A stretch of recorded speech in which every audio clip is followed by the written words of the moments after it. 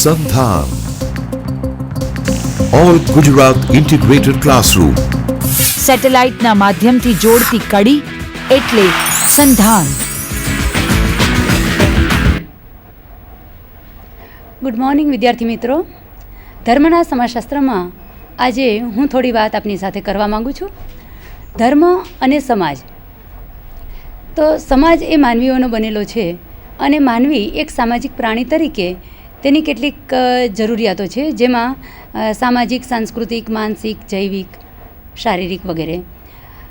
આ બધી જરૂરિયાતો સંતોષવા માટે માનવીએ સામાજિક સંસ્થાઓની રચના કે નિર્માણ કરી છે. સમાજમાં કુટુંબ સંસ્થા, લગ્ન, અર્થવ્યવસ્થા, રાજ્ય વ્યવસ્થા, શિક્ષણ વ્યવસ્થા વગેરે જુદી જુદી સંસ્થાઓ દ્વારા માનવ સમાજની કાર્યાત્મક જરૂરિયાતો સંતોષાય છે. માનવીની આ બધી જરૂરિયાતોની સાથોસાથ વ્યક્તિની કેટલીક આધ્યાત્મિક જરૂરિયાતો પણ જોવા મળે છે અને આ જરૂરિયાતો સંતોષવા માટે ધર્મ સંસ્થા કાર્ય કરે છે. ધર્મ સંસ્થા માનવીની આધ્યાત્મિક જરૂરિયાતો સંતોષવાનું કાર્ય કરે છે અને એટલા માટે જ લગભગ બધા જ સમાજોમાં ધર્મ સંસ્થા અસ્તિત્વ ધરાવતી, એક કે બીજા સ્વરૂપે અસ્તિત્વ ધરાવતી જોવા મળે છે. ધર્મ સંસ્થા એ માનવ સમાજનું એક અભિન્ન અંગ છે તેમ આપણે કહી શકાય. ધર્મ જેટલે અંશે માનવ સમાજ સાથે સંબંધિત છે તેટલે જ અંશે સમાજશાસ્ત્ર ધર્મ સંસ્થાનો કે ધર્મ વ્યવસ્થાનો અભ્યાસ કરે છે. શરૂઆતમાં સમાજશાસ્ત્ર એક સામાજિક વિજ્ઞાન તરીકે વિકાસ પામ્યો અને ધર્મનો તેમાં અભ્યાસ કરવામાં આવતો હતો, પરંતુ પાછળથી ધર્મને એક સમાજશાસ્ત્રની એક અલગ જ શાખા તરીકે ધર્મના સમાજશાસ્ત્રની શરૂઆત થઈ. ધર્મના સમાજશાસ્ત્રને સમજતા પહેલાં સૌપ્રથમ આપણે ધર્મ એટલે શું તેની વાત કરીશું. તો ધર્મ શબ્દની વ્યુત્પત્તિ સંસ્કૃત ધાતુ ધ્રુવ ક્રિયાપદ પરથી થઈ છે અને તેનો અર્થ થાય છે ધારણ કરવું, ટકાવવું, પોષવું, અભિવૃદ્ધિ કરવી. આ સંદર્ભમાં જોઈએ તો વ્યક્તિ અને સમાજના જીવનને જે ધારણ કરે છે, ટકાવી રાખે છે, ઉન્નત કરે છે, પ્રગતિના પંથે લઈ જાય છે તથા કુમાર્ગે જતાં અટકાવે છે તેવું પરિબળ એટલે ધર્મ. ધર્મ એટલે સદાચાર, સદવર્તન, વૈયક્તિક અને સામાજિક સુચારિત્ર્ય. ધર્મ માનવીને કર્તવ્યો કે કર્મો કરવાનું સૂચન કરે છે, સત્ય તરફ દોરી જાય છે, તેમજ સમાજ એક સફળ વ્યક્તિ તરીકે જે જવાબદારી કે ફરજોનું તેણે પાલન કરવાનું હોય છે તેનો નિર્દેશ કરે છે. આમ જોઈએ તો ધર્મમાં દિવ્ય, અલૌકિક કે આધિભૌતિક શક્તિઓનો સમાવેશ થાય છે. ધર્મમાં આ શક્તિઓની કૃપા મેળવવાની તથા મદદની અપેક્ષા રખાય છે. આ શક્તિઓનો ડર અને તેમના પ્રત્યેની શ્રદ્ધાની અભિવ્યક્તિમાંથી ધર્મનો ઉદ્ભવ થયો હોવાનું માનવામાં આવે છે. ધર્મની અભિવ્યક્તિ પવિત્રતા, શુદ્ધતા, નીતિમય આચાર વિચાર, ધૂપ દીપ, પૂજા પ્રાર્થના, ધ્યાન, સ્તવન, ભજન કીર્તન, ઉપવાસ, વ્રત, દાન, પુણ્ય વગેરે જેવા વર્તન વ્યવહારમાં થાય છે. ધર્મની વિભાવના જોઈએ તો ધર્મ માનવી વચ્ચેના તથા માનવી અને ઈશ્વર વચ્ચેના સંબંધો અંગેના નિયમો પૂરા પાડે છે. ઈશ્વરના પ્રતિનિધિરૂપ મનાયેલ વ્યક્તિ, જૂથ કે સંગઠનમાંથી માનવ જીવન માટેના નિયમો કે નિષેધો વિકસે છે ત્યારે તે ધાર્મિક નિયમાવલી તરીકે ઓળખાય છે. આ નિયમો ઈશ્વર પ્રેરિત કે અલૌકિક શક્તિ પ્રેરિત છે તેમ પણ માનવામાં આવે છે. ઈશ્વર કે અલૌકિક શક્તિના કોપના ભયથી આ નિયમોનું પાલન થાય છે. વળી ઈશ્વરી ઉદ્દેશો સાધ્ય કરવાના સાધનો તરીકે મંદિર, મઠ વગેરે જેવા ધાર્મિક સંગઠનો વિકસે છે, જે ધાર્મિક નિયમાવલીઓના વાહક અને સંચાલક તરીકે કાર્ય કરે છે. ધાર્મિક નિયમાવલીઓને ઘડતા, નિશ્ચિત કરતા, તેનું પાલન કરાવતા અને પાલન ન કરનારને ઈશ્વરી દંડ આપનાર સત્તાધારીઓ ધાર્મિક મંડળો કે સંપ્રદાયો તરીકે ઓળખાય છે. ધાર્મિક નિયમાવલીઓનું પાલન કે ઉલ્લંઘન પાપ અને પુણ્યની ભાવના વિકસાવે છે. પુણ્ય એટલે ઈશ્વર ખુશ રહે તેવું દિવ્ય તત્વને માન્ય વર્તન અને પાપ એટલે ઈશ્વરી આજ્ઞાનું ઉલ્લંઘન કરતું દિવ્ય તત્વથી વિરુદ્ધનું વર્તન. આમ પુણ્ય અને પાપના ખ્યાલો ધર્મના નિયમોના મૂલ્યાંકનના માપદંડો છે. ધર્મના તત્વો વિશે જો આપણે જોઈએ તો એમ કહી શકાય કે ધર્મ એ એક સામાજિક ઘટના છે, એટલે કે તેનો સંબંધ સમાજ જીવન સાથે છે. ધર્મનો આધાર વિશ્વાસ કે શ્રદ્ધા છે, વિજ્ઞાન, બુદ્ધિ કે તર્ક નહીં. ધર્મનો સંદર્ભ અલૌકિક કે આધિમાનવીય શક્તિ સાથે છે. અલૌકિક શક્તિને ખુશ રાખવા માટે અને તેના તરફ આદર વ્યક્ત કરવા માટે પૂજા, ભક્તિ અને પ્રાર્થના થાય છે. આવી શક્તિઓ માનવ જીવન તથા પ્રાકૃતિક ઘટનાઓને નિયંત્રિત કરે છે તેમજ તેને યોગ્ય માર્ગદર્શન આપવાનું કાર્ય કરે છે. ધર્મના સંદર્ભમાં કેટલાક સામાજિક માનવશાસ્ત્રીઓએ તેમજ સમાજશાસ્ત્રીઓએ વ્યાખ્યા આપવાનો પ્રયત્ન કર્યો છે. આવી કેટલીક વ્યાખ્યા આપણે જોઈએ તો ધર્મ એ આધિમાનવીય તત્વને લગતા વિચારો સાથે સંકળાયેલ એક એવી સામાજિક સંસ્થા છે કે જે માનવજાત તેમજ સામાજિક જીવન પદ્ધતિ સાથે સંબંધિત છે. મેલિનોવસ્કી નોંધે છે તે મુજબ ધર્મ એ ક્રિયાઓની રીત અને વિશ્વાસોની એક વ્યવસ્થા તેમજ સમાજશાસ્ત્રીય ઘટના હોવા ઉપરાંત એક વ્યક્તિગત અનુભવ છે. એમિલ દુર્ખામ જે જાણીતા સમાજશાસ્ત્રી છે તેમણે ધર્મની વ્યાખ્યા આપી છે કે ધર્મ એ પવિત્ર વસ્તુઓ સાથે સંકળાયેલી શ્રદ્ધાઓ અને વિધિઓની પરસ્પર સંબંધિત વ્યવસ્થા છે. ઓગબન અને નિમકોફ ના જણાવ્યા પ્રમાણે ધર્મ એ માન્યતાઓ, ભાવાત્મક વલણો અને ક્રિયાઓની પદ્ધતિ છે કે જેના દ્વારા માનવ સમાજના લોકો વણ ઉકલી સમસ્યાઓનું સમાધાન મેળવવાનો પ્રયત્ન કરે છે. આ સંદર્ભમાં ધર્મનું સ્વરૂપ આપણે જોઈએ તો ધર્મ સાથે સંબંધિત વર્તન વ્યવહારની પરંપરાઓ તથા વિચારસરણીના સંદર્ભમાં ધર્મનું સ્વરૂપ આપણે સમજી શકીએ. સૌથી પહેલાં તો ધર્મ એ ધાર્મિક વિધિવિધાનોમાં વ્યક્ત થાય છે. ધર્મની અભિવ્યક્તિ ધાર્મિક વિધિવિધાનો દ્વારા કરવામાં આવે છે.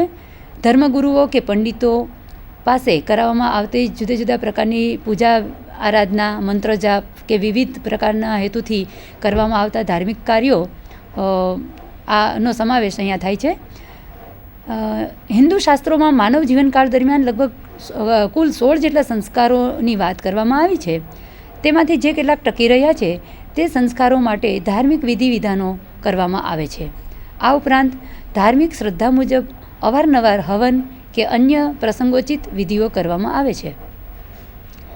આવા વિધિવિધાન કરાવીને દંપતી કે કુટુંબના સભ્યો સુખ અને આનંદની લાગણી અનુભવે છે અને આવી વિધિઓ કાં તો ભવિષ્યમાં કોઈ સફળતા મળે એવી અપેક્ષા સાથે કરવામાં આવે છે અથવા તો ભૂતકાળમાં કોઈ એવું સારું કામ થયું હોય જેનાથી સફળતા મળી હોય તો તે સંદર્ભમાં ઈશ્વરને યાદ કરી અને આ પ્રકારની વિધિઓ અવારનવાર કરાવાતી હોય છે.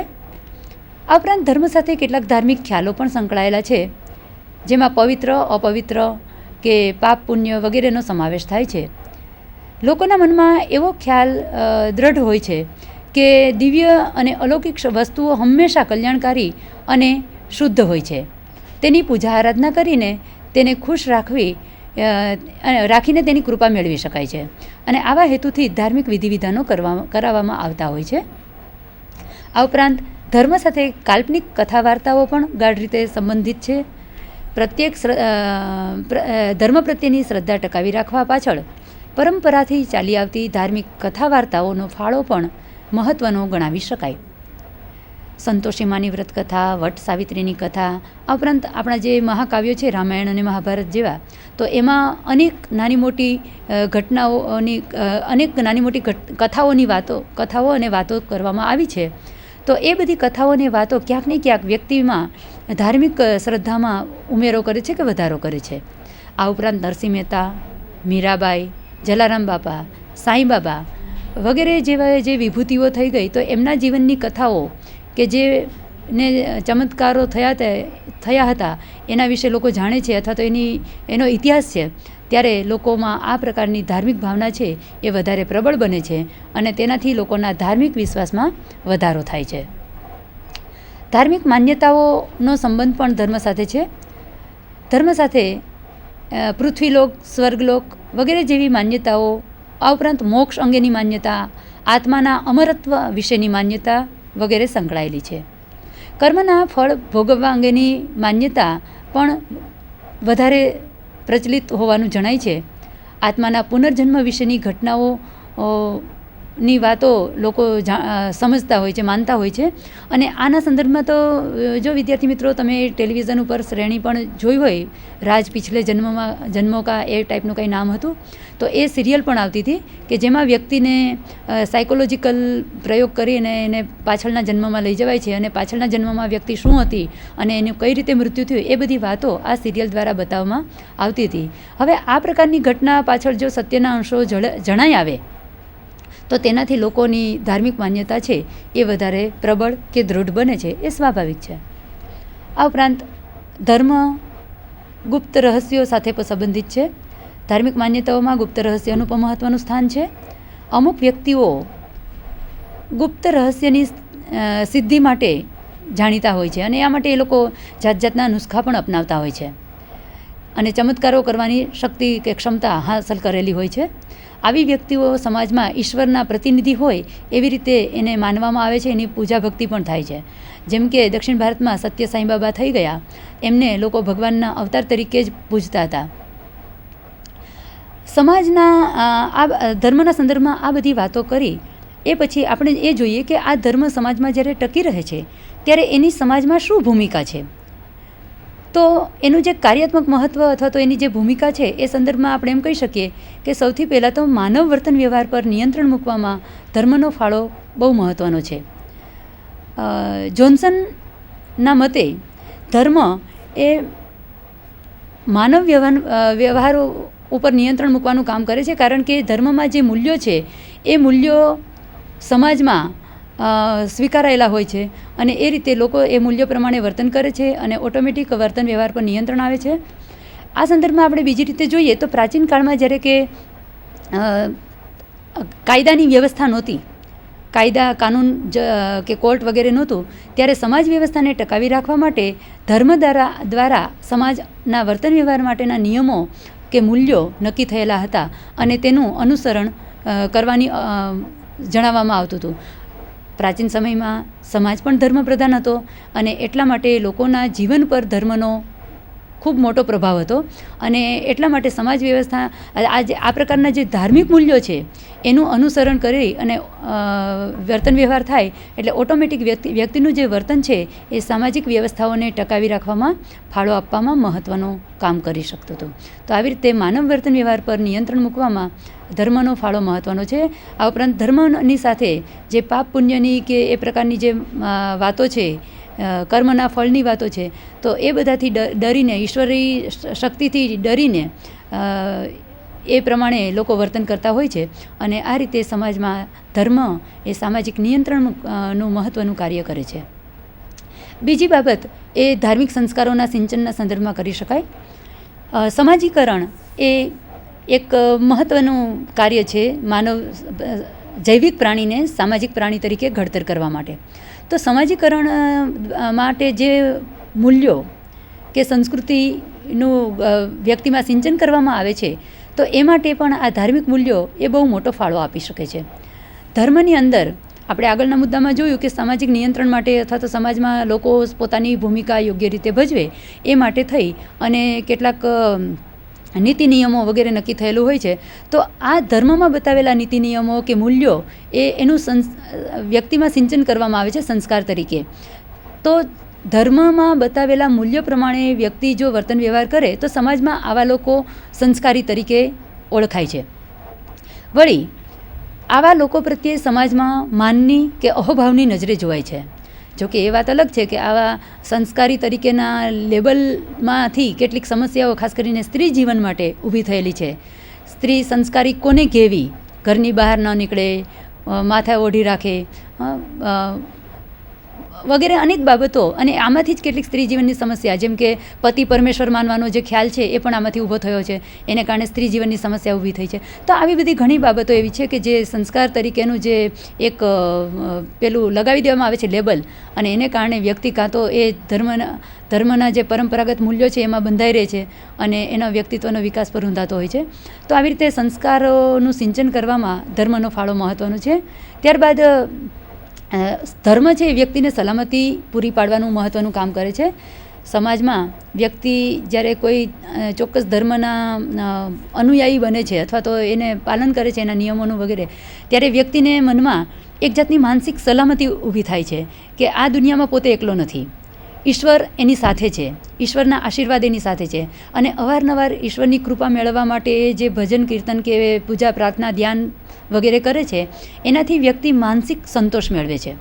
અને ભવિષ્યમાં, કારણ કે ભવિષ્ય અનિશ્ચિત છે, એટલે એ ભવિષ્યની જે અનિશ્ચિતતા છે એમાં સલામતી મેળવવા માટે ધર્મ એને એક આશરો આપે છે. અને આ પ્રકારનો સલામતી એ વ્યક્તિને કોઈને કોઈ રીતે તંગદિલીમાંથી બહાર લાવે છે, તણાવમાંથી મુક્ત કરે છે. તો આમ ધર્મ એ માનવ સમાજમાં સલામતી આપવાનું એક મહત્ત્વનું કાર્ય કરે છે તેમ કહી શકાય. ત્યારબાદ ધર્મ એ સામાજિક એકતામાં પણ મહત્ત્વનો ફાળો આપે છે. જોન્સનના મતે સામાજિક મૂલ્યોના પ્રસ્થાપન કરવાનું કામ ધર્મ કરે છે. આ ઉપરાંત આવા મૂલ્યોનો સંસ્કારોમાં સિંચન કરવાનું કામ કરે છે.